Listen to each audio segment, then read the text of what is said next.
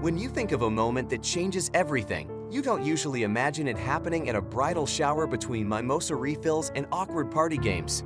But for one guy named Mike, it was exactly that: a question, a joke, and a laugh at his expense that flipped the entire script of his 3-year relationship. One minute, he was thinking about a future with someone he loved. The next, he was mentally Googling how to legally evict your girlfriend from your life. So here's the story.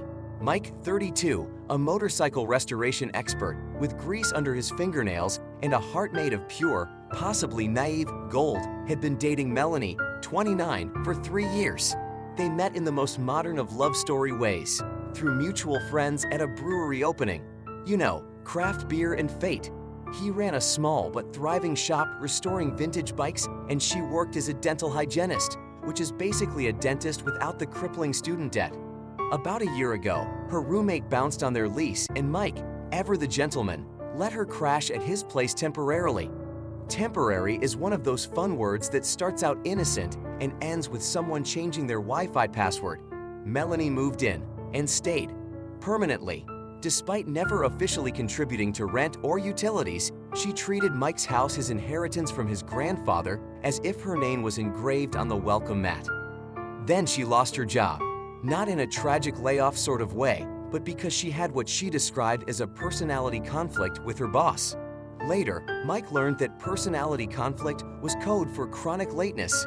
But being the supportive guy he was, he covered her financially for 3 months while she hunted for a new gig. He even added her to his phone plan, set up streaming accounts for her, and added her to his credit card as an authorized user. You know, for emergencies, which, in this case, included online shopping and DoorDash. Even after she got a new job, Melanie did not exactly rush to pick up the tab. When Mike gingerly suggested she get her own credit card now that she had income again, she accused him of keeping score, which, considering he was keeping her whole lifestyle afloat, did not seem like the craziest idea. Fast forward to the fateful day. They're at her friend Amber's bridal shower. It's one of those co-ed affairs, the kind where everyone tries to look like they're having fun while secretly wishing they were somewhere with fewer balloon arches and tiny sandwiches.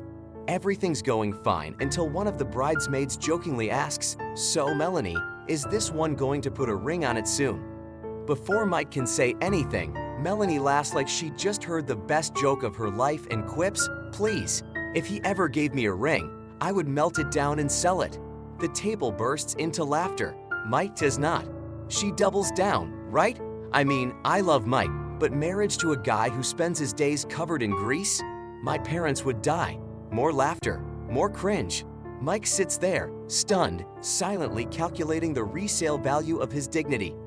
Rather than make a scene, he quietly gets up and leaves. No dramatic exit, no soap opera level confrontation, just walks out and drives home. Naturally, Melanie starts blowing up his phone within the hour. "Did you seriously just leave me here?" "What the hell, Mike? Answer your phone." No response. Mike is sitting in his kitchen, thinking through their entire relationship like it's the series finale of a show he just realized was never that good to begin with. When she comes home delivered by a friend like a pizza with bad manners, she storms in, full of rage. Mike calmly asks her if she really meant what she said about melting down the ring. Her response, "It was a joke." Everyone was laughing. Yes, Melanie, they were, at him. He then asked her if she actually wants to marry him someday. Her reply, an eye roll. Classic. She brushes him off like she spilled wine on his shirt, and it's somehow his fault for wearing white. That's when Mike made his move, not with words, but with silence. He did not argue, did not beg, did not apologize. He spent the night in the garage, sleeping on a couch older than most of Melanie's excuses. The next morning, he got up early, made his coffee, took a breath, then went to work, not just at his job, but at reclaiming his life. Before the sun was fully up, every single financial tether had been severed. Her name? Removed from the credit card. Her phone line? Canceled. Streaming services? New passwords across the board. Joint bank account? Frozen. Like Elsa in Frozen, but instead of singing about building a snowman, Mike was building a wall around his finances, brick by firm boundary-setting brick. When she returned that evening, heels clacking and ego intact, her first words weren't "Hi" or "How was your day?" They were, "My card got declined at lunch." Mike looked up from his sandwich and calmly said, "Yeah, I removed you as an authorized user." She froze like someone just told her Starbucks was out of oat milk, and her dog followed it up with bad news. Then the accusations started. "You're controlling. You are manipulative. You are cheap." And when that did not land, she threw the Hail Mary. Real men take care of their women. As if 3 years of rent, bills, vacations, and endless brunches had just been practice. Mike did not yell. He did not take the bait. He just told her, calmly, that she should leave for a few days. Think things over. She countered, "This is my house too." He smiled politely and said, "Actually, no, it's not. Deed in his name. Mortgage, all his. Utilities, you guessed it." She stormed out, slamming the door like it owed her money. Probably assumed it was a dramatic pause in their relationship, a commercial break, not a cancellation. What she didn't know, Mike had already changed the locks. That night, the security camera pinged. Motion at the front door. It was Melanie trying to get in with her key. It felt less like a romantic gesture and more like a low-budget horror movie. No chainsaw, just entitlement in yoga pants. She rang the bell, pounded on the door, waited, but Mike did not answer.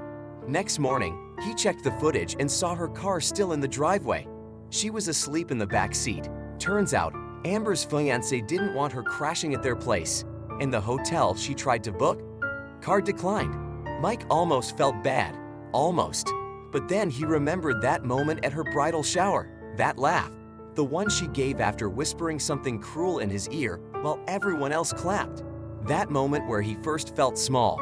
Still, he paid for a few nights at a nearby hotel. Even helped her move out some essentials.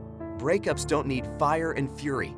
Sometimes the best closure is a Holiday Inn Express and a firm boundary. In the weeks that followed, Melanie cycled through every classic breakup stage. Rage, bargaining, guilt-tripping. She claimed he'd financially abused her because, apparently, cutting off someone who contributed emotionally but not financially is abuse now. She wanted compensation for her contributions. Things like remembering his mom's birthday, managing their social calendar, which to be fair was 90% baby showers for friends Mike didn't know and brunches he paid for. Mike told her flatly, "If you think you have got a case, take me to court." She did not. Eventually, she moved into a small studio apartment and rebounded with some guy from her new dental office. A suspiciously quick rebound, which made Mike look back at all those "he's just a friend" moments with fresh clarity. Mike had been saving for a ring. $7,000. Gone was the dream of a proposal, but instead of wallowing, he redirected it into a new paint booth for his custom auto shop. He's dating again, casual coffees, easy conversations, no drama. No cryptic texts, no passive-aggressive Instagram captions, just peace. Then, as if from a rom-com with no self-awareness, Melanie made one last attempt. She showed up at his shop with coffee and muffins. Apology muffins. Yes, really. Mike accepted the apology. He's not cruel, but he looked her in the eyes and said, "Nothing's changed." There was no big blowout, no last kiss, no second chance, just a quiet goodbye. Because sometimes, the best revenge isn't some elaborate scheme. It's letting someone see that they can no longer access the life they coasted through on your dime. It's changing the locks, changing the passwords, and most importantly, changing your mind. Mike did not just walk away. He walked tall, dignity intact, future bright, and not a single shared streaming account in sight. And really, isn't that the dream? If you made it this far, congratulations! Hit that like button and go ahead and subscribe to the channel. Until next time, stay grounded, stay growing, and please, remember to pay your bills. See you in the next video.